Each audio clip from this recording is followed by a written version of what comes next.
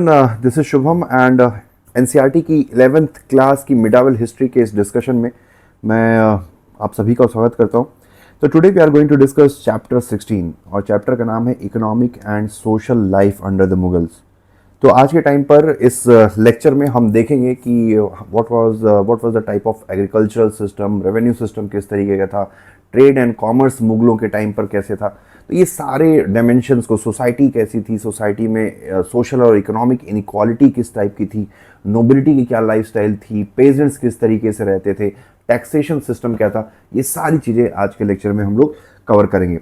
तो चलिए शुरुआत करते हैं इस लेक्चर के बारे में। हम देख रहे हैं मिडावल इंडिया, सतीश चंद्र।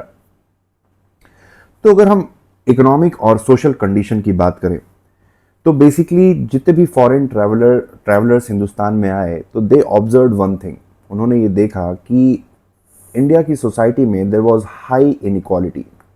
ठीक है, अगर आप देखें तो इंडिया की सोसाइटी में there was a high level of inequality, जहाँ पर कुछ लोग बहुत अमीर थे और कुछ लोग बहुत ही ज़्यादा गरीब। तो Indian society was full of inequality and paradoxes.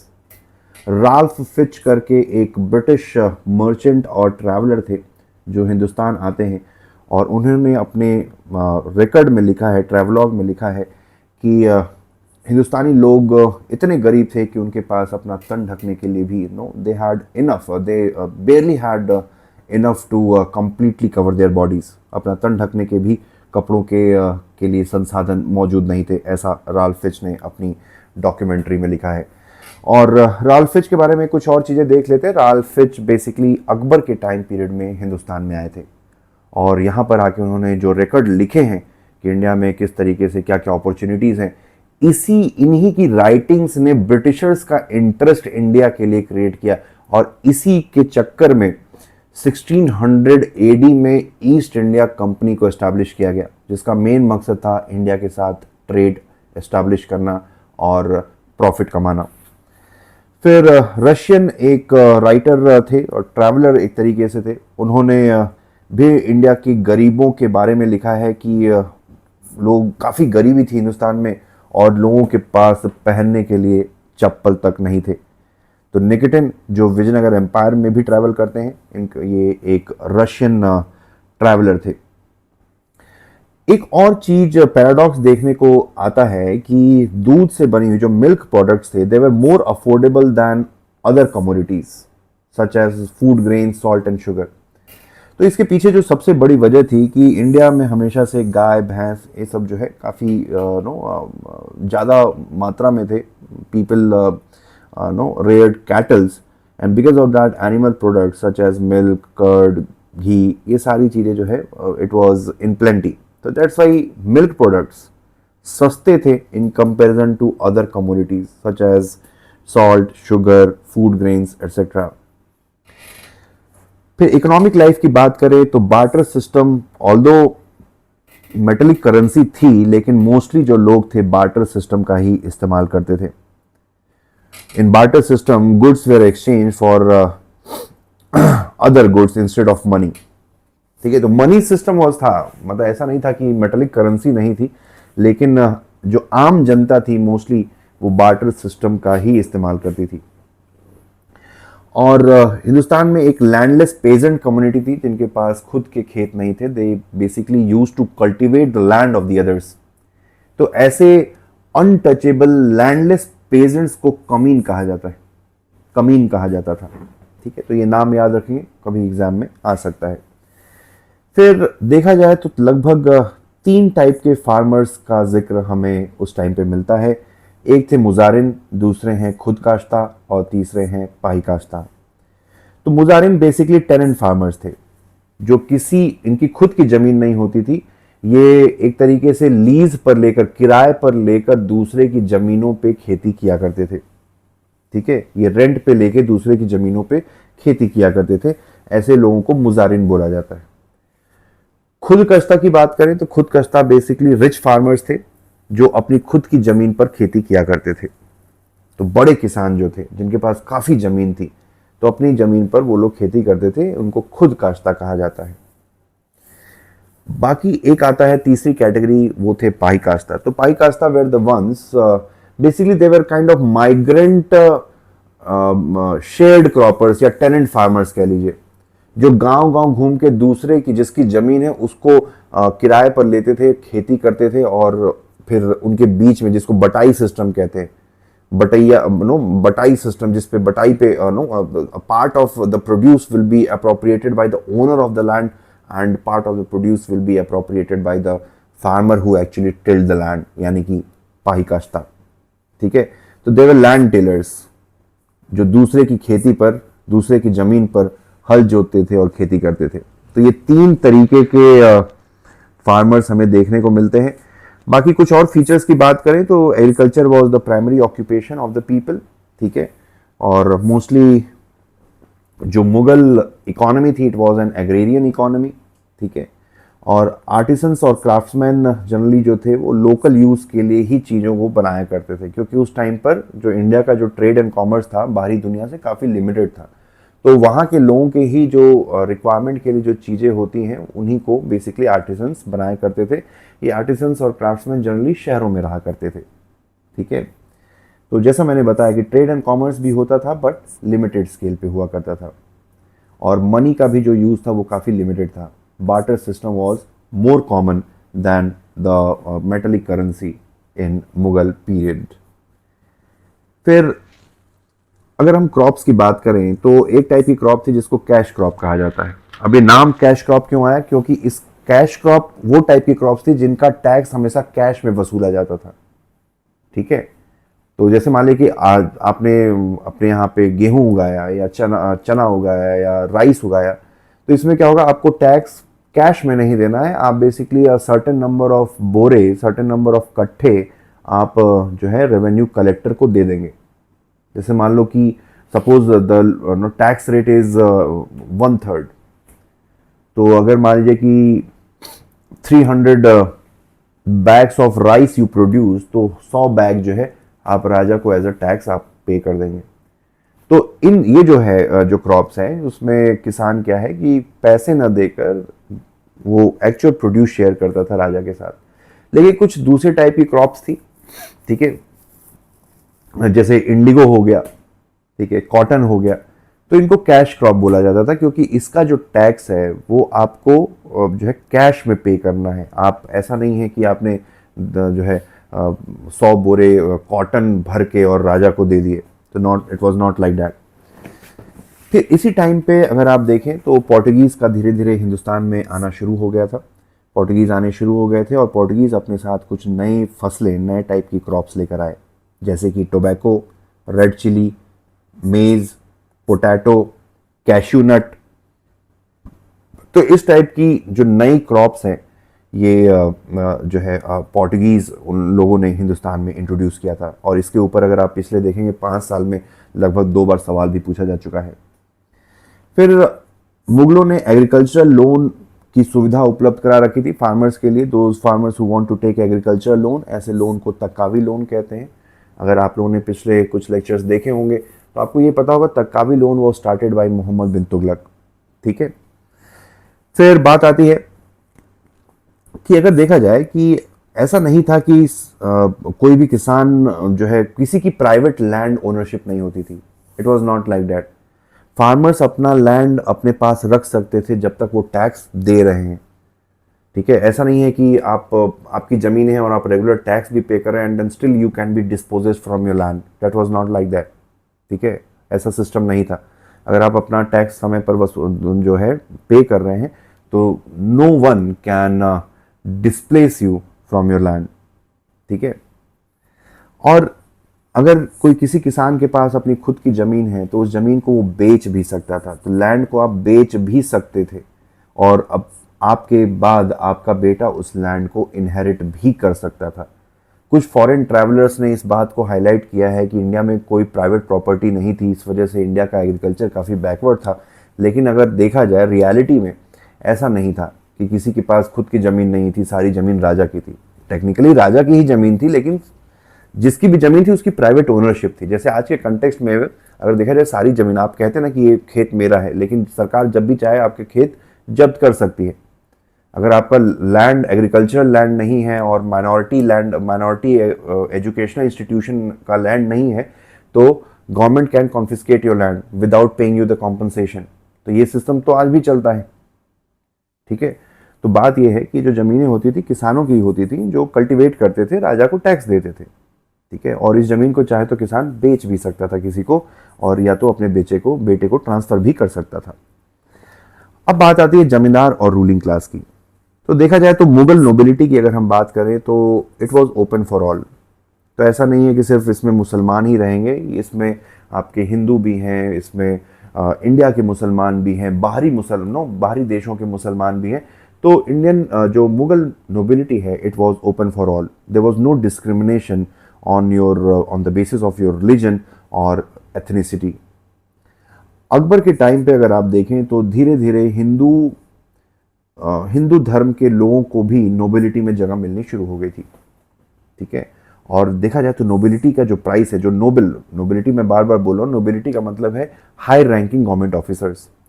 तो हाई रैंकिंग गवर्नमेंट ऑफिसर्स की सैलरी काफ़ी ज़्यादा हाई होती थी, इसलिए काफ़ी ज़्यादा ल्यूक्रेटिव ये पोजीशंस मानी जाती थी।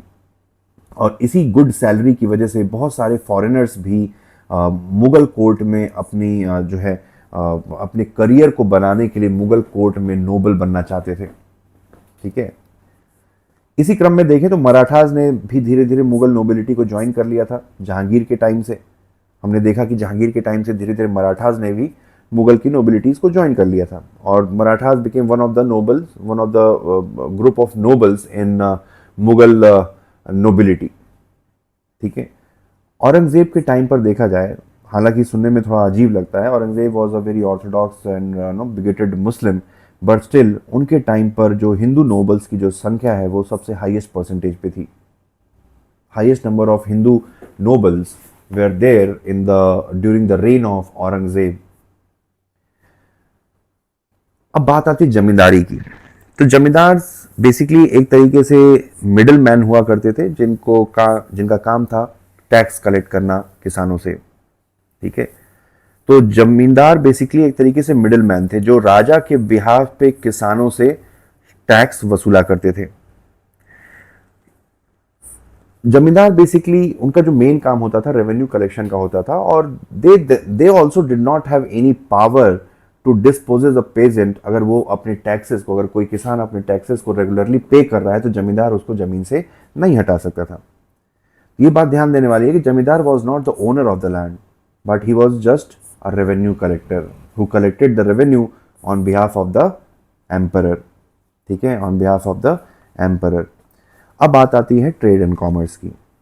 तो देखा जाए मुगलों के टाइम पे जो लोग लॉन्ग डिस्टेंस ट्रेड करते थे, जो ट्रेडर्स थे, जो मर्चेंट्स थे, जो लॉन्ग डिस्टेंस इंटरनेशनल ट्रेड में जो पार्टिसिपेट करते थे, उनको हम सेठ, बोरा या मोदी के नाम से बुलाया जाता है। जो लोकल ट्रेडर्स थे उनको बानिक या व्यापारी के नाम से बुलाया जाता है। और जो बंजारास थे वो बेसिकली बल्क ट्रेड किया करते थे, ठीक है। हजारों बैलगाड़ियों के जो है कारवां में ये बंजारा चलते थे। और मान लीजिए इमेजिन करिए कि कोई चीज़ कहीं पर सस्ती, मान लीजिए गुजरात में इमेजिन करिए कि कॉटन सस्ता है, तो गुजरात से ये क्या करेंगे, अपनी सारी बैलगाड़ियों में कॉटन भरेंगे, फिर ये जाएंगे उत्तर प्रदेश, और उत्तर प्रदेश में कॉटन बेच देंगे, और कॉटन के बदले में ये लोग प्रोक्योर करेंगे उत्तर प्रदेश में मान लीजिए शुगर केन, ठीक है। तो इस तरीके से करते थे कि जहाँ पे कोई चीज़ सस्ती है उसको ये लोग लोड करते थे, और जहाँ पे महंगी है वहाँ पर वो बेच देते थे। फिर जहाँ पे बेचा है, अब चूंकि ये बैलगाड़ियाँ खाली हो गई, तो वहाँ से जो भी चीज़ सस्ती मिल रही है जहाँ पे बेची गई है, तो वहाँ पे अगर कोई दूसरी कमोडिटी सस्ती मिल रही है तो उसको ये लोग परचेज कर लेते थे। तो एक तरीके से एक खाना बदोश वाली ज़िंदगी जीते रहते थे, मतलब इनका कोई फिक्स जगह नहीं थी। इसी वजह से जो नोमैडिक लाइफ जीते हैं उनको हम बंजारा शब्द से भी बुलाते हैं। तो बंजाराज कोई अगर आप देखें तो सिर्फ नोमैड्स ही नहीं थे, बंजाराज वे basically traders who used to deal in bulk quantity, ठीक है। फिर गुजरात जो है अपने फाइन टेक्सटाइल के लिए काफ़ी फेमस था। वहाँ पे जो टेक्सटाइल बनती थी उसका नाम है पटोला। फिर उस टाइम पे एक सिस्टम था लेटर ऑफ क्रेडिट, हुंडी सिस्टम, इसको लेटर ऑफ क्रेडिट भी बोला जाता है। तो ये सिस्टम काफ़ी ज़्यादा फेमस था।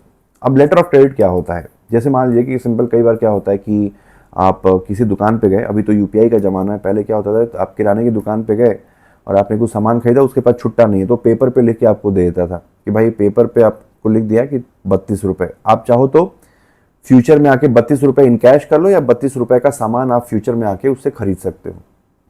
तो यही एक तरीके से लेटर ऑफ क्रेडिट था। अब यहाँ पे इस टाइम पे इस हुंडी का क्या इस्तेमाल होता था कि मान लीजिए कि आपको पर्शिया में आप इंडिया में ट्रेडर हैं और पर्शिया से आपको सामान खरीदने जाना है। तो अब सामान खरीदने के लिए आपको बहुत सारा पैसा लेकर जाना पड़ेगा। उस टाइम पे तो करेंसी नोट्स भी नहीं थी। तो आप मान लीजिए कि आप मान लीजिए कि मेटेलिक करेंसी लेकर जाओगे, सोना चांदी या कॉपर के सिक्के लेकर जाओगे, तो इतना भारी सिक्के लेकर जाना, फिर चोरी का डर। तो क्या करोगे कि आप वो सारे पैसे यहाँ के किसी ट्रेडर को, यहाँ के किसी मर्चेंट को जो हुंडी में डील करता है, उस पर वो जमा कर दोगे आप, और वो एक पेपर पे लिखकर अपनी स्टैंप मार के दे देगा कि भाई आपका इतना पैसा जमा है मेरे पास। ठीक है।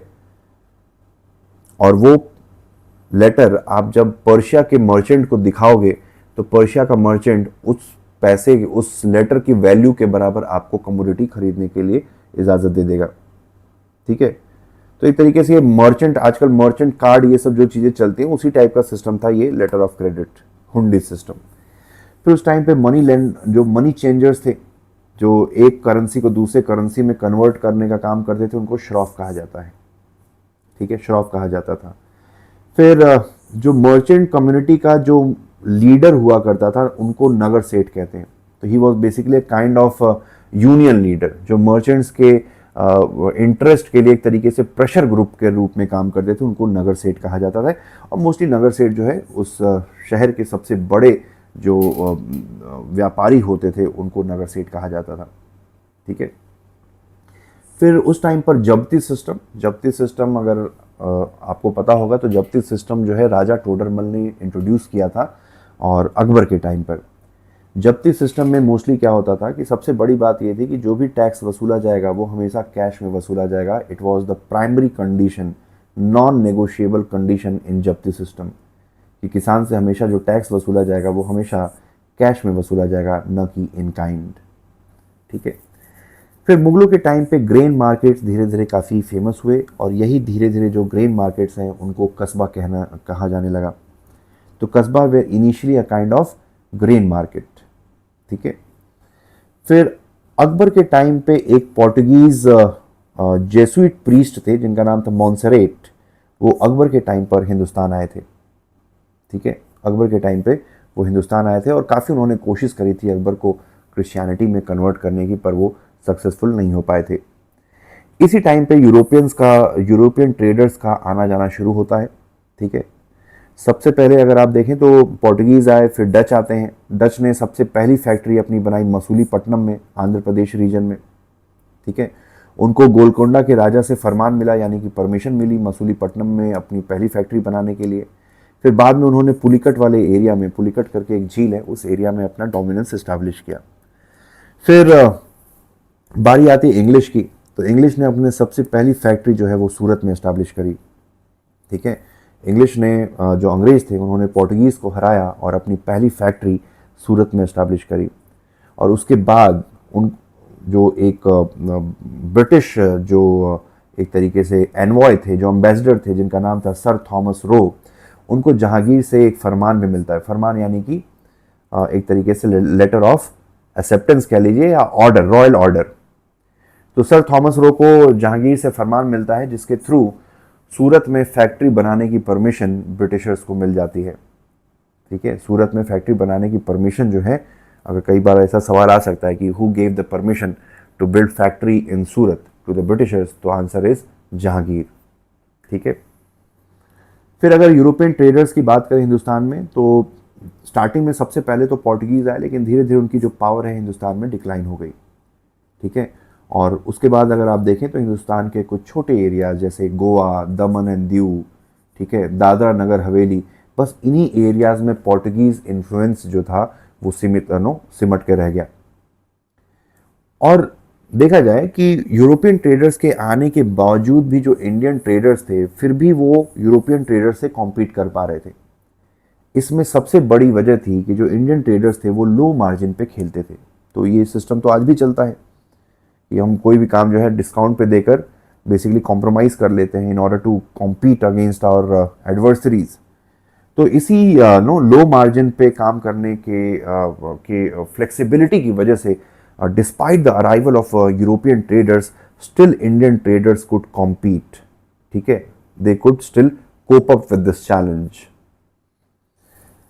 अब बात आती है इंडियन टेक्सटाइल की.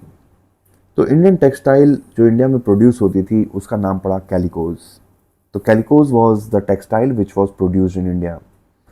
उस टाइम पर देखें तो मसूलीपट्टनम और फोर्ट सेंट जॉर्ज, जिसको बाद में मद्रास कहा गया, ये सबसे इम्पॉर्टेंट पोर्ट्स में से एक थे. मसूलीपट्टनम और मद्रास, जिसका पूरा नाम था Fort Saint George. Indian textile, indigo और spices, they were in great demand in Europe. तो इंडिया से मोस्टली टेक्सटाइल, इंडिगो और स्पाइसेस यूरोप जाया करते थे. और इसकी वजह से बहुत भारी मात्रा में यूरोप से गोल्ड एंड सिल्वर का ड्रेन हो रहा था इंडिया की तरफ. क्योंकि जितने भी ये ब्रिटिश ट्रेडर्स थे, गोल्ड एंड सिल्वर देकर इंडिगो, स्पाइसेस और इंडियन टेक्सटाइल खरीदा करते थे. तो क्या हो रहा था, यूरोप से काफ़ी ज़्यादा सोना चांदी वहाँ से उठकर हिंदुस्तान में डिपॉजिट हो रहा था. और इसी drain of gold and silver की वजह से Britishers, they decided to establish their empire in India. उनको लगा कि भाई इस तरीके से ट्रेड नहीं कर पाएंगे, तो let's establish their dominance. Instead of having an imperialist relation, let's establish our colonies in India, let's build our empire in India, ताकि आप जो है ये सारी चीज़ें खरीद सकें और उसके बदले में आपको सोना चांदी ना पे करना पड़े. ठीक है, और यहाँ से फिर शुरुआत होती है ब्रिटिश रूल इन इंडिया. ठीक है, expansion of British colonialism in India. तो ये था ये चैप्टर. होप आपको ये लेक्चर पसंद आया हो. अगर आपको ये लेक्चर पसंद आया तो do subscribe to my channel. Thanks for watching. Have a nice day. All the best.